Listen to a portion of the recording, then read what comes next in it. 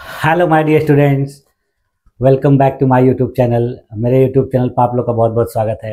Dear student, आज की class में हम लोग बीए फिफ्थ सेमेस्टर के शिक्षा शास्त्र विषय का अध्ययन करेंगे। और फिफ्थ सेमेस्टर में अभी मैं आप लोगों को दूसरे पेपर का अध्ययन करा रहा हूँ। और दूसरे पेपर में हम लोगों ने 2 यूनिट जो है भली भांति अध्ययन कर लिया है। आज मैं आप लोगों को आपके इस पेपर के तीसरे यूनिट का अध्ययन कराऊंगा। और जो आपका ये तीसरा यूनिट है, ये क्या है? ग्राफिकल रिप्रेजेंटेशन ऑफ डाटा के नाम से। इसमें हम लोग देखेंगे किस तरीके से विभिन्न प्रकार के आंकड़ों को ग्राफ के माध्यम से, रेखा चित्र के माध्यम से प्रदर्शित किया जाता है। तो इन्हीं चीज़ों को आज की क्लास में हम लोग को पढ़ना है और आपका यूनिट इसी से रिलेटेड है। जैसे देखिए, यूनिट 3 क्या है? ग्राफिकल रिप्रेजेंटेशन ऑफ डाटा, यानी आंकड़ों का रेखा चित्र के माध्यम से प्रस्तुतिकरण। तो देखिए, आपका आज तीसरा यूनिट पढ़ा दिया जाएगा। तो पेपर 1 और पेपर 2 दोनों में 3-3 यूनिट आपके हो जाएंगे। और फिर उसके बाद आगे की चीज़ों को हम लोग अध्ययन करते हुए जाएंगे। और मैं आप लोगों को फिर से आपके पेपर 1 का अध्ययन कराऊंगा। पेपर 1 में इस बार मैं प्रयास करूंगा कि आपके जो बाकी बचे हुए सभी यूनिट हैं उनको अध्ययन करा दिया जाए और फिर से हम लोग दोबारा आपके दूसरे पेपर को अध्ययन करेंगे। तो इसी तरीके से देखिए, मिला के आपको दोनों पेपर पढ़ने हैं। और एग्जाम से पहले मैं प्रयास करूंगा कि आपका सिलेबस कंप्लीट हो जाए। और इसी क्रम में चलिए आगे बढ़ते हैं और आज की क्लास को शुरू किया जाए। हाँ, देखिए, हम लोग क्या अध्ययन कर रहे हैं? बीए फिफ्थ सेमेस्टर शिक्षा शास्त्र। और फिफ्थ सेमेस्टर में क्या अध्ययन कर रहे हैं? दूसरे पेपर का यूनिट तीसरा, जिसका नाम क्या है? ग्राफिकल रिप्रेजेंटेशन ऑफ डाटा, यानी आंकड़ों का रेखा चित्र के माध्यम से प्रस्तुतिकरण। तो इसी को हम लोग को आज देखना है। इस यूनिट में देखिए, आपके 3 महत्वपूर्ण टॉपिक पढ़ने हैं, जिसमें दंडारेख, जिसको बार डायग्राम कहा जाता है, हिस्टोग्राम, इसको हिंदी में हिस्टोग्राम या आयतचित्र कहा जाता है, और फिर पढ़ना है पाई चार्ट। इन 3 चीज़ों को आपको इस यूनिट में पढ़ना है। तो चलिए एक एक करके सबको पढ़ते हैं। सबसे पहले हम लोग देख लेते हैं कि ग्राफिकल रिप्रेजेंटेशन ऑफ डाटा का मतलब क्या होता है, क्या अर्थ होता है। तो देखिए, यह सांख्यिकी का बहुत ही महत्वपूर्ण भाग है, क्योंकि इससे आंकड़ों को दृश्य रूप यानी विजुअल फॉर्म में प्रस्तुत किया जाता है, जिससे तुलना, विश्लेषण और निष्कर्ष निकालना आसान हो जाता है। यानी यह क्या है?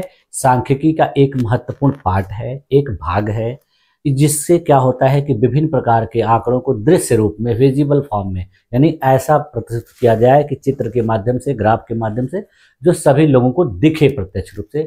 और इससे क्या हो जाता है? देखकर कोई भी तुलना करना, कोई भी विश्लेषण करना और कोई भी निष्कर्ष निकालना बहुत आसान हो जाता है। ठीक, इसका अर्थ देख लेते हैं। अर्थ में देखिए क्या होगा कि जब आंकड़ों को रेखाओं, आयतों, वृत्तों या अन्य चित्रात्मक रूप में प्रस्तुत किया जाता है ताकि उन्हें देखने से ही निष्कर्ष निकाला जा सके, तो इसी को क्या कहते हैं? रेखा चित्रण या रेखा चित्रात्मक प्रस्तुतिकरण। यानी विभिन्न प्रकार के जब डाटा को हम आयत के माध्यम से, रेखा चित्रों के माध्यम से, वृत्तों के माध्यम से या अन्य प्रकार के चित्रों के माध्यम से प्रदर्शित करते हैं, जिसको देखकर किसी भी प्रकार का निष्कर्ष निकालना बहुत आसान हो जाता है, तो इसी को क्या कहते हैं? रेखा चित्र या रेखा चित्रात्मक प्रस्तुतिकरण। यह देखिए क्या होता है? यह सारणीबद्ध आंकड़ों की तुलना में अधिक प्रभावी और आकर्षक होता है। यानी अभी हम लोगों ने पहले पढ़ा था कि विभिन्न प्रकार के सारणी के माध्यम से कैसे आंकड़ों को प्रदर्शित किया जाता है। तो यह सारणी से माध्यम से जो आंकड़े प्रदर्शित किए जाते हैं उनसे काफ़ी बेहतर होता है, आकर्षक होता है, और जो है किसी भी निष्कर्ष को निकालना इससे आसान होता है। ठीक है, यह एक महत्वपूर्ण उपकरण है जो आंकड़ों को सरल, स्पष्ट और प्रभावी रूप में प्रस्तुत करता है। यानी इसके द्वारा जो भी आंकड़े होते हैं बहुत आसानी से, बहुत प्रभावी तरीके से किसी के सामने प्रस्तुत किए जाते हैं। देखिए, रेखा चित्रण की सामान्य विशेषताएं क्या होती हैं, इसको देख लिया जाए। तो देखिए, रेखा चित्रण की सामान्य विशेषताओं को और उनके साथ उसके विवरण को देखते हैं। तो पहली विशेषता क्या होती है कि इसमें जो आंकड़े होते हैं वो दृश्य रूप में प्रदर्शित किए जाते हैं, और दृश्य रूप से जो आंकड़े होते हैं उनको देखने के योग्य रूप में प्रस्तुत, यानी ऐसे रूप से प्रस्तुत किया जाए किसी को देखने से उस चीज़ के बारे में पता चल जाए। दूसरी विशेषता क्या होती है? इसकी सरलता होती है, यानी यह सरल होता है। इसमें जटिल आंकड़ों को आसानी से समझने योग्य बनाया जाता है। तीसरी विशेषता क्या होती है कि सारगर्भित होता है, यानी कम्प्रिहेंसिव होता है। इसमें बड़ी मात्रा में आंकड़ों को एक साथ प्रदर्शित किया, इसमें बहुत सारे डाटा जो होते हैं उसको भी आराम से व्यवस्थित तरीके से ग्राफ के माध्यम से प्रस्तुत किया जा सकता है। अगली विशेषता क्या है कि यह तुलनात्मक होता है, कंपैरेटिव होता है। इसमें विभिन्न समूहों या अवधियों की तुलना करना संभव होता है। इसके बाद अगली विशेषता क्या है, यह अट्रैक्टिव होता है, आकर्षक होता है। देखिए रेखा चित्र देखने में सुंदर और प्रभावशाली होते हैं। अगली विशेषता क्या है कि इसमें सटीकता होती, एक्यूरेसी होती है। सही पैमाने और माप से बने जो रेखा चित्र होते हैं उनके आंकड़ों की सटीकता दिखाई पड़ती है, यानी उसको सही तरीके से अगर बनाया गया है तो इसमें सटीकता होती है। ठीक, अब देखिए रेखा चित्रों की उपयोगिता। रेखा चित्र किस तरीके से उपयोगी होते हैं, तो देखिए पहले उपयोगिता क्या है कि इनसे जो है समझ जो है काफी सरल हो जाती है। जटिल आंकड़ों को देखने मात्र से ही समझा जा सकता है। या तुलना करने में सहायक होते हैं, जैसे विभिन्न प्रकार के वर्ग, वर्ष या समूह की तुलना इनके माध्यम से करना आसान हो जाता है। इनके द्वारा देखिए विश्लेषण में भी बहुत सहायता मिलती है, जैसे विभिन्न प्रकार के रुझान निकालना है, ट्रेंड निकालना है, विभिन्न प्रकार के उतार चढ़ाव या फ्लक्चुएशन देखना है कि कब कोई चीज़ ऊपर गई फिर कब नीचे हो गई। देखो इस तरह से आप लोग जब देखते होंगे शेयर बाजार के आंकड़े वगैरह को देखते होंगे, या फिर देखिए जो क्रिकेट के स्कोर रन वगैरह देखे जाते हैं उसमें देखिए कोई चीज़ ऊपर नीचे जाती है तो उनको विभिन्न प्रकार के फ्लक्चुएशन के माध्यम से दिखाया जाता है। किसी के ब्लड प्रेशर को देखिए मापा जाता है तो उसको भी इसी तरीके से ग्राफ के माध्यम से दिखाया जाता है। वही इसमें दिया जा रहा है कि इन तरीकों से इसको विश्लेषण करने में सहायता होती है। अगला उपयोगिता क्या है कि इससे निर्णय लेने में सहायता मिलती है, सहायक होता है। विभिन्न प्रकार की नीतियों के निर्माण में, प्रशासनिक निर्णयों में क्या होता है, सहायक होता है। और इससे फिर प्रभावी रूप से प्रस्तुतिकरण किया जाता है, जैसे विभिन्न प्रकार की रिपोर्ट, शिक्षण, व्यावसायिक प्रस्तुति आदि में यह अत्यधिक उपयोगी होता है। इसके बाद फिर देखिए जो रेखा चित्र होते हैं उनकी संरचना कैसी होती है, इनका स्ट्रक्चर किस तरीके से होता है। तो स्ट्रक्चर में देखिए सबसे पहले क्या होगा, किसी भी रेखा चित्र का शीर्षक होगा, और शीर्षक कैसा होगा, स्पष्ट होगा, संक्षिप्त होगा और विषयवाचक होनी चाहिए। दूसरा चीज क्या होता है, इसमें विभिन्न प्रकार के एक्सिस होते हैं, यानी जैसे आप लोग देखिए ग्राफ पढ़े होंगे छोटी क्लासेस में कि एक्स एक्सिस और वाई एक्सिस, तो इस तरीके से इसमें क्या होता है, विभिन्न प्रकार के एक्सिस होते हैं, एक्स एक्सिस और वाई एक्सिस।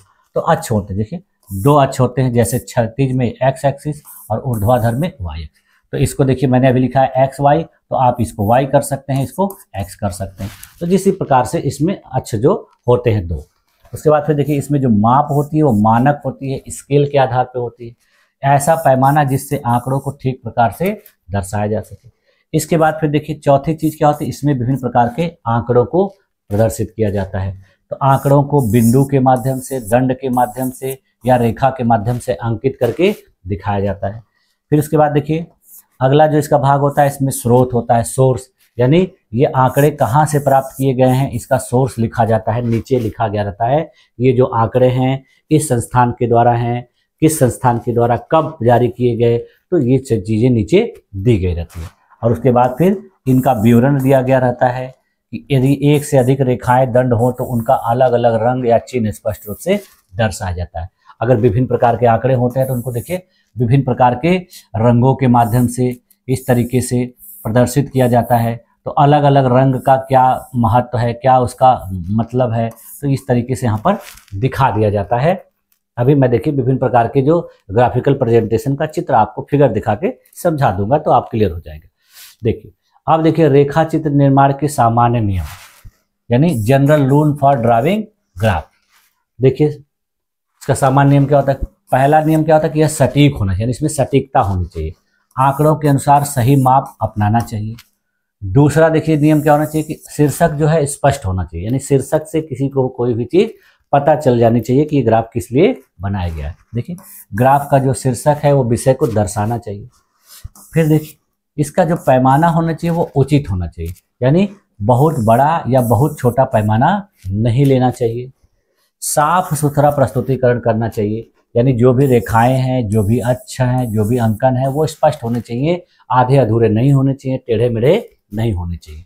इसके बाद फिर देखिए जो इसमें अंतराल होना चाहिए वो समान होना चाहिए, यानी एक्स एक्सिस और वाई एक्सिस जो है समान दूरी पर रखे, यानी कि कोई बहुत ज़्यादा दूर हो जाए, कोई बहुत नज़दीक हो जाए, ऐसा नहीं होना चाहिए, इनकी दूरी जो है समान होनी चाहिए। फिर इसमें स्रोत का उल्लेख करना चाहिए, यानी जो आंकड़े आपने इकट्ठा किए हैं वो किस स्रोत से प्राप्त किए हैं, कहाँ से मिले हैं वो आपके आंकड़े। और फिर इसमें क्या होनी चाहिए, एक रूपता होनी चाहिए, यूनिफॉर्मिटी होनी चाहिए, यानी पूरे ग्राफ में एक जैसा रूप और पैमाना रखना चाहिए, इधर उधर तितर बितर नहीं होना चाहिए। तो इस तरीके से रेखा चित्र निर्माण का ये सामान्य नियम होता है। आप देखिए रेखा चित्र के इन गुणों को हम एक तरीके से देख सकते हैं कि कैसे कैसे होते हैं। सबसे पहला देखिए गुण क्या है, स्पष्टता होती है। दूसरा क्या होता है, इसमें सादगी होती है। तीसरा क्या होता है, सटीकता होती है। चौथा क्या होता है, ये आकर्षण वाला होता है, अट्रैक्टिव होता है। या देखिए अगला गुण क्या है कि यह तुलनात्मकता होती है इसमें। और इस अगला लास्ट सबसे क्या है गुण, इसमें प्रासंगिकता होती है। तो इतने जो है 5-6 गुण किसी भी ग्राफ के होते हैं जो एक अच्छा ग्राफ माना जाता है। अब देखिए इनके मुख्य प्रकार देखिए कौन कौन से हैं। टाइप्स ऑफ ग्राफिकल रिप्रेजेंटेशन जो आपके सिलेबस में पढ़ना है, दिया गया है। एक देखिए क्या है, दंड आरेख जिसको बार डायग्राम कहा जाता है। इसमें क्या किया जाता है कि विभिन्न श्रेणियों की तुलना के लिए उपयोग किया जाता है। उसके बाद दूसरा देखिए आपको क्या पढ़ना है, आयत चित्र जिसको हिस्टोग्राम कहा जाता है। इसमें देखिए क्या होता है कि इसमें सतत आंकड़ों की आवृत्तियों को दर्शाने के लिए इसका उपयोग किया जाता है। और फिर देखिए अगला आपको इसी यूनिट में पढ़ना है पाई चार्ट। इसका मतलब क्या होता है कि यह किसी भी संपूर्ण भाग को दिखाने के लिए उपयोग किया जाता है। इसके अलावा देखिए इसके और भी प्रकार होते हैं, जैसे रेखा आरेख होता है जिसको लाइन ग्राफ कहा जाता है। यह समयानुसार परिवर्तन दिखाने के लिए प्रयोग किया जाता है। और एक ऑगिव होता है जिसको क्यूमुलेटिव फ्रीक्वेंसी कर्व कहा जाता है। यह विभिन्न प्रकार की संचयी आवृत्तियों को प्रदर्शित करने के लिए प्रयोग। तो आपको इसमें से इन तीनों के बारे में इस यूनिट में पढ़ना है और इनको एक एक करके हम लोग पढ़ते हैं। तो सबसे पहले देखिए किसको देखते हैं, दंड आरेख जिसको बार डायग्राम या बार ग्राफ कहा जाता है। तो देखिए इसको कैसे परिभाषित करेंगे कि यह एक ऐसा आरेख है जिसमें आंकड़ों को समान चौड़ाई वाले ऊर्ध्वाधर या क्षैतिज आयताकार दंडों बार्स के रूप में दिखाया जाता है। देखिए यहाँ पर एक आपको दिख रहा है ये बार डायग्राम। तो इसमें देखिए क्या है कि प्रत्येक दंड की ऊंचाई उस आंकड़े के मान को दर्शाती है। यहाँ पे देखिए विभिन्न प्रकार के बार हैं, दंड हैं, यानी इनको देखिए इस तरीके से दिखाया गया है। तो जिसकी ऊंचाई ज़्यादा है वो देखिए ज़्यादा आंकड़े को प्रदर्शित कर रहा है, जिसकी ऊंचाई कम है वो कम आंकड़े को। देखिए कम ज़्यादा है, यानी जिस तरीके से बार छोटे बड़े हैं तो उसी प्रकार के डाटा को ये प्रदर्शित कर रहे हैं। जैसे यहाँ पर देखिए जो उदाहरण दिया गया है, ये किसी कक्षा के 5 विद्यार्थियों का अंक दिया गया है जो 100 में से उन लोगों ने प्राप्त किया है। जैसे देखिए यहाँ पर जो छात्र ए है उसका जो नंबर है वो 60 नंबर है, जो छात्र बी है उसका नंबर 75 है, जो छात्र सी है उसका नंबर 45 है, जो छात्र डी है उसका नंबर 90 है और जो छात्र ई है उसका नंबर 80 है। तो इसी तरीके से इन नंबरों को इसके माध्यम से प्रदर्शित किया जा सकता है। यहाँ पर देखिए क्या है कि स्टूडेंट का जो परसेंटेज है वो दिया गया है और कौन कौन से ईयर में कितना कितना परसेंटेज है।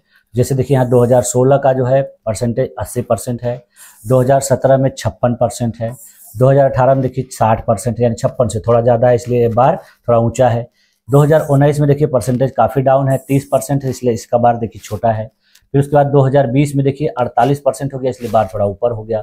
फिर उसके बाद 2021 में 40% हो गया इसलिए बार फिर छोटा हो गया। तो इधर देखिए क्या है, ये एक्स एक्सिस है, यहाँ पर देखिए एक्स दिया है और ये क्या है वाई एक्सिस है।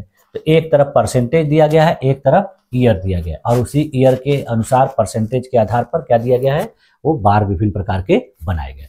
ठीक है, तो देखिए इस आंकड़े को दंड आरेख में दिखाया जा सकता है जहां एक्स अक्ष पर क्या है छात्र। अब देखिए इस आंकड़े को भी इसी तरीके से प्रदर्शित किया जाता है। क्या किया जाएगा कि एक्स एक्सिस पर क्या रख दिया जाएगा, छात्रों को रख दिया जाएगा, जैसे यहाँ ए बी सी डी और ई। ठीक है, और इधर क्या कर दिया जाएगा, इनके मार्क्स को प्रदर्शित कर दिया जाएगा। वाई अक्ष पर देखिए क्या होगा, अंक होगा और प्रत्येक छात्र के अंक के अनुसार दंड की ऊंचाई बनाई जाएगी। यानी जिसका सबसे ज्यादा परसेंटेज रहेगा उसका दंड जो है बड़ा रहेगा, जिसका कम रहेगा उसका छोटा। तो इस तरीके से देखिए ये बार डायग्राम होता है। इसका देखिए प्रयोग किस लिए किया जाता है, विभिन्न प्रकार की श्रेणियों की तुलना करने के लिए। अब देखिए किसी भी व्यक्ति को कोई जानकारी अगर जाननी है तो इस बार डायग्राम को देखने से ही वो बता देगा कि स्टूडेंट ए का परसेंटेज ज़्यादा है, किसका कम है, किसका सामान्य है, देखने से पता चल जाएगा। बिना कैलकुलेट करने की जरूरत नहीं है। कैलकुलेट करेंगे तो भी ठीक है, नहीं भी करेंगे तो भी इसी को देखने से डाटा पता चल जाता है। ठीक, तो देखिए इसका उपयोग क्या करता है, विभिन्न प्रकार की श्रेणियों की तुलना करने में, व्यापार में, शिक्षा में, उत्पादन में, बिक्री में, इस सब का उपयोग किया जाता है विभिन्न प्रकार के आंकड़ों को निकालने के लिए, प्रदर्शित करने के लिए, उनकी आपस में तुलना करने के लिए। उसके बाद फिर देखिए दूसरा क्या है, हिस्टोग्राम, जिसको आयत चित्र कहा जाता है। इसका देखिए परिभाषा क्या होता है कि यह एक विशेष प्रकार का बार आरेख है जिसमें सतत आंकड़ों यानी कंटिन्यूअस डाटा की आवृत्तियां जो है सन्निकट यानी एडजेसेंट आयतों के रूप में दर्शाई जाती हैं, अर्थात आयतों के बीच कोई अंतर नहीं होता। देखिए यहाँ पर देखिए एक आवृत्ति वितरण दिया गया है, यहाँ पर इस तरीके से दिखाया गया है कि देखिए यहाँ पे जो छात्र हैं उनका आवृत्ति दिया गया, यानी जो है कुछ ऐसे छात्र हैं जिनकी आवृत्ति 5 है, जो 0 से 10 है, 10 से 20 के बीच जो छात्र हैं उनकी आवृत्ति 8 है, और आवृत्ति के बारे में हम लोगों ने पीछे यूनिट में पढ़ा है। देखिए 20 से 30 के बीच जो छात्र हैं उनकी आवृत्ति 12 है, 30 से 40 के बीच जो है वो 20 हैं, और 40 से 50 के बीच जो है 10, यानी इतना नंबर पाने वाले छात्रों की आवृत्ति इतना, यानी 0 से 10 नंबर पाने वाले छात्र जो है 5 हैं, 10 से 20 पाने वाले 8 हैं, 20 से 30 के बीच में पाने वाले 12 हैं, 30 से 40 के बीच में पाने वाले 20 हैं, और 40 से 50 के बीच में पाने वाले 10 हैं। यानी इसमें सबसे ज़्यादा स्टूडेंट कितने नंबर के बीच वाले हैं? 30 से 40 के। तो उसी तरीके से देखिए इसको यहाँ पर प्रदर्शित किया गया है, यानी एक तरफ जो है इनका नंबर दे दिया गया है और एक तरफ जो है इनका स्कोर। तो इसमें देखिए ये जो इसमें बीच में गैप नहीं है, एक दूसरे से एडजेसेंट हैं, सटे हुए हैं, और यहाँ पर इनके स्कोर को इस तरीके से प्रदर्शित किया जाता है। तो इसको क्या कहा जाता है? हिस्टोग्राफ। ठीक, इसमें देखिए क्या किया जाता है कि इस वितरण में जो है एक्स एक्सिस पर मार्क्स यानी स्कोर दे दिया जाता है, और वाई अक्ष पर इनकी फ्रीक्वेंसी दे दी जाती है। यानी यहाँ पर देखिए क्या है, ये एक तरफ मार्क्स दिया है तो इस मार्क्स को यहाँ प्रदर्शित कर देंगे, और फिर इस एक्सिस पर इसका क्या करेंगे? फ्रीक्वेंसी, यानी फ्रीक्वेंसी कितनी है। ठीक,